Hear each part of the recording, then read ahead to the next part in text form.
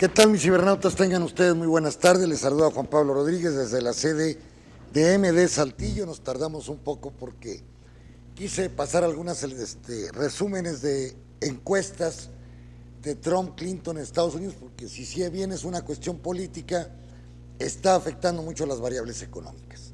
Como decía el maestro Taleb, el cisne negro puede aparecer el día 7 de noviembre, aunque lo dudo, según estoy viendo las encuestas. Pero por lo pronto nos llegan noticias allá vía Bloomberg de que la señora Yellen ve todavía muy plausible, es decir, una economía no muy recuperable, sobre todo no en los empleos jóvenes. El problema de la economía norteamericana, y lo hemos dicho aquí permanentemente, es el problema salarial. Si bien ha aumentado el número de empleos en los Estados Unidos a tener una tasa de desempleo del 5, 4.8, ya están para ellos en empleo pleno, como decía el maestro Friedman, porque siempre hay una desocupación que es necesaria para el sistema para tener una cierta movilidad de mano de obra. Pero en el fenómeno norteamericano, bueno, 4.8, 4.9 o 5, pues ya llegaron a las expectativas, como decían ellos, del pleno empleo. El problema, de acuerdo a las teorías de Akerlof, de la misma Yellen, su esposo, el que fue premio Nobel, el problema está en que los asalariados en Estados Unidos no han aumentado su participación dentro del ingreso nacional. Si bien hay más empleo, la productividad no ha aumentado como tal. El crecimiento económico se espera 1.4, 1.5 este año, y eso está impidiendo de que el salario real en los Estados Unidos no aumente. De ahí que las propuestas concretamente de la señora Clinton, pero más bien de Sanders, que lo trajo en su campaña para, pues, dinamizar la economía capitalista, se necesita que haya aumento de la tasa de salario o del salario real para que se puedan ir absorbiendo las sobreproducciones que están en todo el sistema. Esto viene de las teorías no de la regulación, del señor Andreev, como dice por ahí, un libro, Las crisis del Romo. No, fue Argiri Emanuel en el Beneficios y las crisis que empieza a tratar el problema salarial. Después la teoría de la regulación francesa la toma, pero fue Argiri el iniciador de todo esto, con su teoría del salario con respecto al comercio internacional. Pero bueno, dejemos un poco ahorita a los franceses, vamos a ir, que les recomiendo esos dos libros, Le Profit et le Crise, Los Beneficios y las crisis de Argiri Emanuel, y la teoría de la regulación de W. Andreev. Entonces, pero volviendo al fenómeno de Estados Unidos, no va a haber aumento de la tasa de interés hasta, y ahí lo concuerdan más del 50% de los encuestados y las gentes que tienen que ver con los aumentos de la tasa de interés, hasta el mes de diciembre. Quiere decir que Carsten nuevamente se equivocó por 3 meses. Y para un país que le aumentan ustedes el 0.5, es mucho en la actividad económica. El dinero salió no por la baja o la alza de la tasa de interés en México, sale el dinero de los bonistas, el dinero de los inversionistas en bolsa, en bonos, sale por el nerviosismo de Hillary contra Trump, porque Trump está en contra del Tratado de Libre Comercio, a favor del muro, a favor de sacar 10 millones de mexicanos de la economía norteamericana. Y eso, pues, nosotros recibimos 25 mil millones de dólares de pensiones, de salarios o de apoyo de nuestros migrantes que vienen hacia México, sobre todo a las partes más pobres, y que permiten en cierta manera que se redinamice la demanda efectiva en México y que se genere un crecimiento, aunque sea mínimo. Este año esperamos el 1.9%, no el 2%, 1.8%, pero se debe en gran parte a las remesas de los mexicanos en Estados Unidos, al turismo y lo poco que pueda aumentar el petróleo. Y sobre todo, y que nadie lo dice, solamente este canal, las remesas provocadas por el narcotráfico. Es decir, se habla de 20 a 50 mil millones. ¿Cuál es la cantidad? Nunca la sabremos, porque son cantidades que están ocultas, ¿verdad?, permanentemente. Ustedes van a ver en casas de cambio que el dólar anda en 18.50 o 19, lo que ustedes quieran. Y fuera de ahí, en las casas de cambio de Laredo, de Sinaloa, de acá de Coahuila, de Nuevo León, en la Colonia del Valle, pues están vamos a decir, están a 17.50. Quiere decir que se está moviendo mucho dinero para el lavado de dinero y que necesariamente pues debe estar registrado en errores de omisiones. Pero que hay una gran circulación de dólares ilícitos, los hay, y lavado de dinero, la hay. Entonces, el hecho que la señora Yellen diga hasta diciembre, probablemente, en función del mercado laboral norteamericano, que hayan subido los salarios, vamos a aumentar la tasa de interés. Aunque si Hillary Clinton llega, quiere hacer un decreto claro, necesitará que las cámaras de diputados y cámaras de senadores, sobre todo diputados, tenga mayoría en el Congreso el Partido Demócrata para poder subir el salario de $7.50, el salario mínimo por hora, a $12.50 allá en los Estados Unidos. Y eso va a permitir pues mayor consumo, menos utilidades, lo sabemos, menos tasas de utilidad, más masas de utilidad si habrá mayores, porque tendrán impacto en los consumos internos de los Estados Unidos. Ahora, ¿cómo va con la cuestión de las acusaciones sexuales en contra de Donald Trump? Sucede que a le encanta estar vejando a las damas, es un es un machista al extremo, y entonces pues esto le está costando a Donald Trump bajar en las encuestas en los Estados Unidos. Yo ayer estuve leyendo, hay un nuevo testimonio de asalto sexual cometido por Trump, dicen aquí en la jornada, ya hay otro, pero ya existen varios. También Donald Trump pues denunciará el LIM, porque el LIM es de los dueños del New York Times, pero Christine Anderson es una dama, por cierto, guapa ella, ya de edad, donde ella, pues el modelo decidió compartir con el Washington Post para denunciar al señor Trump. Entonces,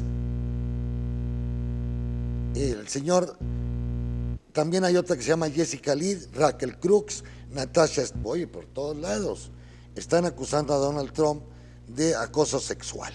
Entonces, en las encuestas nacionales, mirando hacia el sur y con serias dificultades para frenar el avance de Clinton, todavía parece que Trump andaba un punto arriba en Florida, y North Carolina y en Ohio parece que ya estaban empatados. Y estos son buenas noticias para Clinton. Pero vamos a ver qué dice Huffington Post.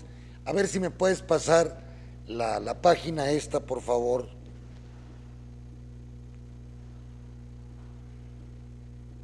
Muy bien, ahí estamos viendo el promedio de 10 o 20 encuestadoras.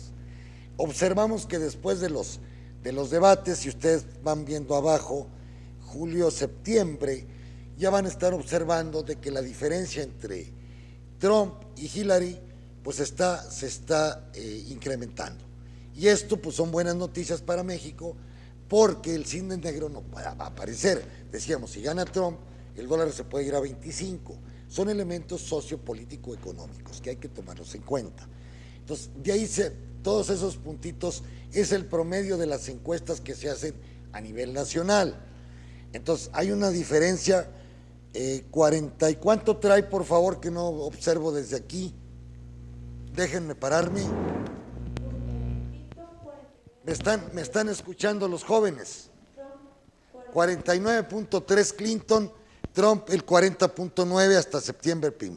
Pero según las encuestas hay se empieza a ver una gran diferencia, se incrementa el gap, es decir, a favor de Clinton. ¿Qué tenemos abajo? ¿Cuáles son las encuestadoras predominantemente importantes? Bájale por favor a la página, ahí bájale por favor. UPI, UPI, que es una de las más importantes, pues es una empresa de publicidad y comunicación en los Estados Unidos, de octubre 13 a octubre 7 a 13, con 1.482 encuestas, le dan a Clinton el más 5%. Fox News, que es muy de derecha, le están dando a Clinton el 8%. Politico Morning Consult, a Clinton le da el 5%, pero fíjense más abajo, la NBC, ve corriéndole por favor, la NBC, que es muy importante en los Estados Unidos, le da ya a Clinton un 10%. Ipsos Reuters. Reuters es una de las empresas de comunicación más importantes del mundo. Córrele, por favor, a la página.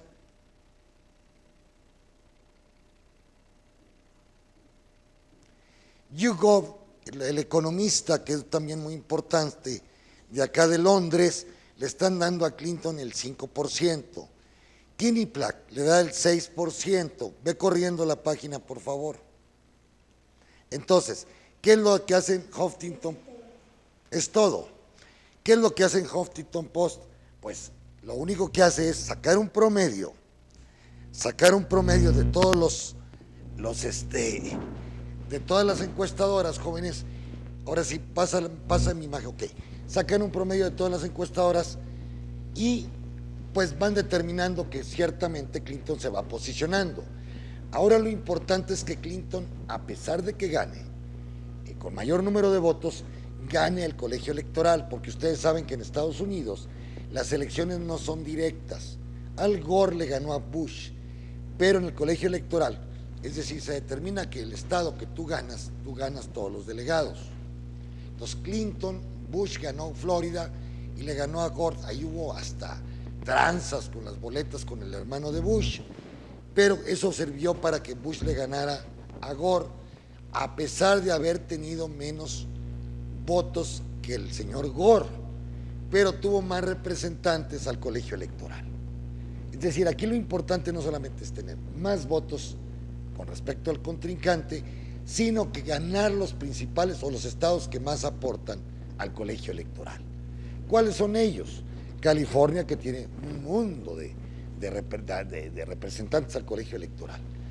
Nueva York, Boston, Miami, Texas, que normalmente es republicano, y ahí me voy de acuerdo a Ohio, Pensilvania, que son estados muy importantes. Se habla de que Ohio ya hay un empate técnico entre Hillary Clinton y el señor Trump, y en Ohio el problema es que hay mucho blanco desposeído, blanco jodido, blanco con pocos salarios, que están muy enojados con el establishment.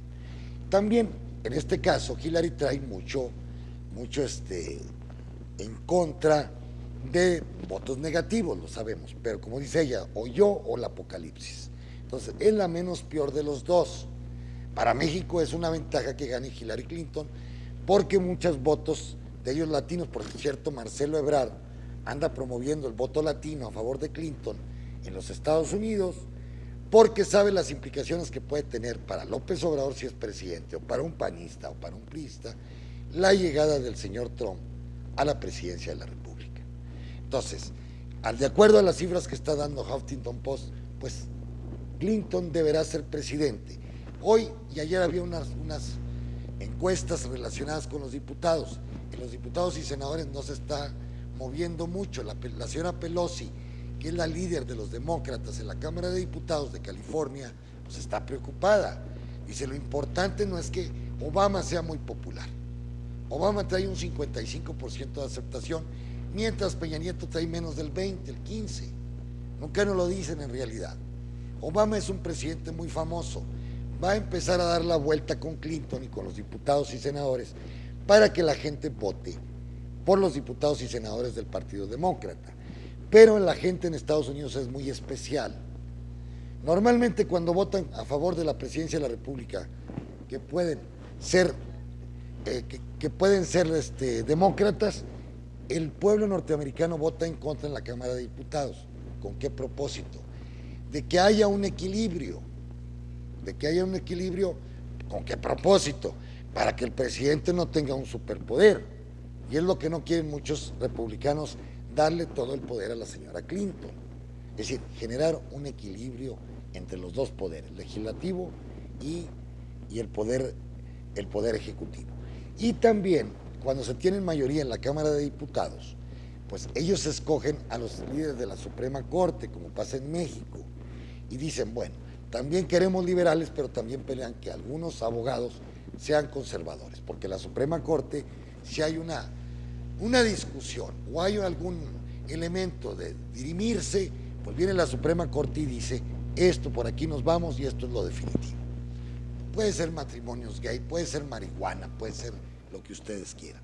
Lo que sí es definitivo es que, pues en Estados Unidos siempre ha sido muy común de que si el presidente viene siendo de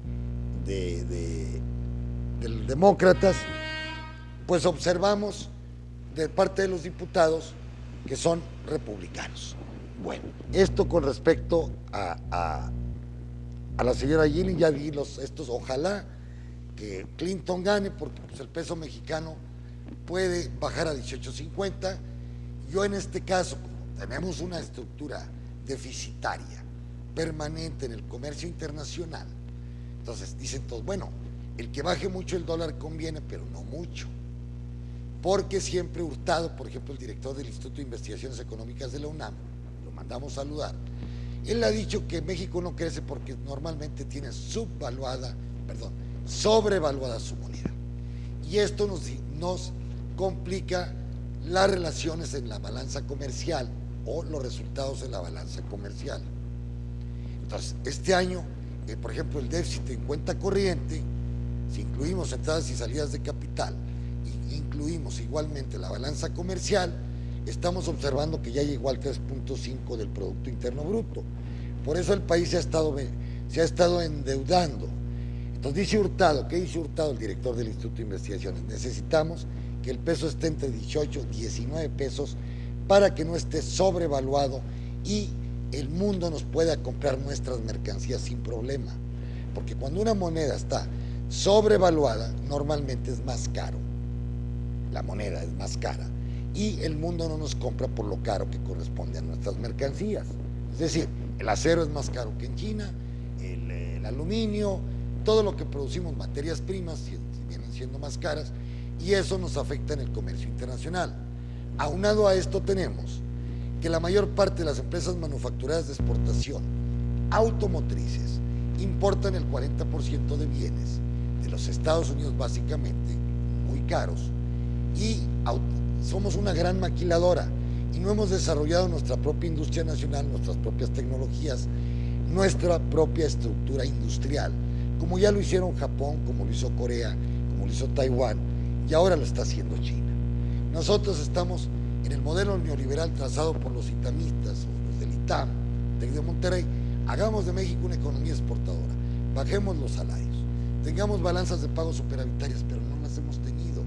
Solamente 3 años, en el 94 y 95. ¿Por qué? Porque hubo una gran devaluación del peso. Al devaluarse la moneda, es más atractivo para los empresarios extranjeros o el público consumidor consumir mercancías mexicanas. Si un hotel me vale $100 en Estados Unidos, que son 2,000 pesos diarios, pues en México me sale a la mitad. Entonces muchos prefieren venir a vacacionar a México por la moneda tan barata. Entonces, hemos traído durante los últimos 30 años, 27 años con déficit en balanza comercial. Y esto provoca que permanentemente nos estemos endeudando. Claro, cuando el petróleo andaba a $110 con los panistas, que por cierto no guardaron ni un 5, pues les era muy fácil estar dándole dinero a lo estúpido, a los gobernadores, tener un presupuesto semi-equilibrado porque el petróleo daba un bonchezón, un boquete grande de 10 pulgadas, de cuenta un tubo de 10 pulgadas de dólares. Pero hoy bajó a mitad de precio. Y entonces el gobierno está en problemas presupuestarios, es decir, lo que gasta es mayor que lo que entra. Y ahí tenemos un déficit permanente en cuenta corriente, en gastos, vamos, del gobierno, para que me entiendan, y el gobierno tiene que endeudarse con deuda interna o deuda externa. Y claro, hoy antes la deuda, cuando Calderón y Fox representaba el 30% del Producto Interno Bruto, de las, vamos a decir, de los 16 billones de pesos que es el producto al año, el presupuesto es de 5, traemos ya una deuda de 8 billones o 9 billones de pesos, pues que se ha ido incrementando y que nos cuestan al 5%, 8 por 5, 9 por 5, nos cuestan 500,000 millones de pesos solamente el pago a los intereses. A veces hay que pagar capital. Si a eso le aunamos el costo de las pensiones, si estamos hablando que las pensiones son 25 billones, se calcula, que paguemos 2 billones o 1 billón al año, pues estamos, o medio billón, estamos hablando, jóvenes, que de los 5 billones que tenemos de presupuesto, pues están yendo en pensiones y deuda 800 o 1 billón de pesos. Es decir, del 20 al 18 al 25%, no sabemos a cifra exacta cuál es la cantidad total que se van en deuda y pensiones. Y si a eso le agregamos que ya los estados deben 600,000 millones de pesos por las corruptelas de Duarte, por las corruptelas de los Moreira, por las corruptelas de acá del muchachito de Medina, de Nuevo León, del otro Duarte, de Chihuahua, y así me voy todo del señor de Durango. Ahora pareció que la deuda de Durango son 15,000 millones y que la de Zacatecas también la dejó este muchacho del PRI, la dejó, pero en un plan insoportable desde el punto de vista económico para Zacatecas, que es uno de los estados más pobres de la República. Si bien Coahuila debe 35, 40,000 millones, Zacatecas debe 15,000, pues es un mundo porque tiene menos población y tiene menos ingreso por habitante que el estado de Coahuila. Y entonces esto complica el crecimiento, porque aparte de la deuda interna que tiene el estado o el gobierno, tenemos deuda de las familias, de las hipotecas, de los carros, y esto, en lugar de estar ahorrando para que se pueda invertir, la gente pues deja de consumir para poder pagar deuda, y eso afecta al ciclo económico, vamos a decir, un ciclo económico de crecimiento y no perverso, que es de decrecimiento. De ahí que yo digo que para el próximo año, considerando las deudas a nivel mundial de los estados-nación, va a ser difícil que la economía mundial crezca rápidamente como lo hizo en anteriores décadas, en la anterior década, donde crecíamos al 4%, hoy vamos a crecer al 2%, México estará creciendo al 1.5%. Si bien, porque ahí presumió Jorge Dávila, un economista, entre comillas economista, diciendo que no va a haber recesión. Sí, no va a haber recesión, porque para que haya recesión quiere decir que la economía no crezca por 3 trimestres. Puede crecer la economía mexicana al 1, 1.5, pero tenemos un bajo crecimiento secular, que más o menos va a ser equiparable al crecimiento de la población, que lo que quiere decir que 500, 600 o 700,000 jóvenes no van a tener empleo, porque al crecer al mismo ritmo de la población y generar 400 o 500,000 empleos, cuando hay 1.200.000 jóvenes que salen al mercado de trabajo, entonces vamos a tener un problema social y un problema de pobreza incrementada. De ahí que decimos nosotros, el año que viene puede ser, dependiendo mucho también de la economía norteamericana, que hay un desplome de las bases, de los valores de la bolsa de valores, considerando que va a aumentar ya la tasa de interés en diciembre. Mucha gente va a trasladar su dinero de bolsa a intereses fijos, sobre todo los fondos mutualistas de los retirados, que manejan billones o trillones de dólares. Ellos van a decir, de acciones prefiero irme a una tasa de interés módica, pero segura, porque en las acciones no hay nada seguro. Pueden bajar de precio, al bajar de precio se va a reflejar en la economía tangible, es decir, real, y esto implica que haya menos inversión, menos demanda, menos empleo, menos demanda, y la economía puede entrar en un proceso deflacionario grave y en un proceso de desempleo o de bajo crecimiento grave, como ya dijo el economista de Harvard, Larry Summers, asesor del señor Clinton. Entonces, esperemos los acontecimientos. La economía norteamericana o la economía mundial, jóvenes, acuérdense, se compone también, la economía capitalista tiene sus ciclos de caída, ciclos de recuperación, de auge y nuevamente de caídas, y entonces hay que estar conscientes que cada 8 o 9 años se dan los famosos ciclos, y esto pues no lo podemos evitar, es una renovación del propio sistema, como decía el maestro Schumpeter, es la destrucción autocreativa para que entren nuevas tecnologías, nuevos procesos, y esto hace que la economía capitalista se vuelva una economía autorreproductible, como decía el maestro Carlos Marx en la introducción a su famosa obra El Capital. Bien, ¿cómo anda ahora el caso de los mercados? Vamos a ver, sí, en efecto, como dicen, hasta diciembre, viene aumento de la tasa de interés, no va a ser en noviembre, entonces van a estar, pues, ¿cómo podríamos decir? van a estarle apostándole pues, nuevamente por 1 o 2 meses. Hay unos que entran y salen in short, como le llaman. Entonces actualmente, al saberse que no iba a haber aumento hasta diciembre, la bolsa de valores de Nueva York, el Dow Jones, está subiendo el 0.34, el Standard & Poor's el 0.19, el Nasdaq, que son las tecnológicas, IBM, Twitter, ¿cómo se llama? Facebook, todos esos, está subiendo el mínimo 0.04.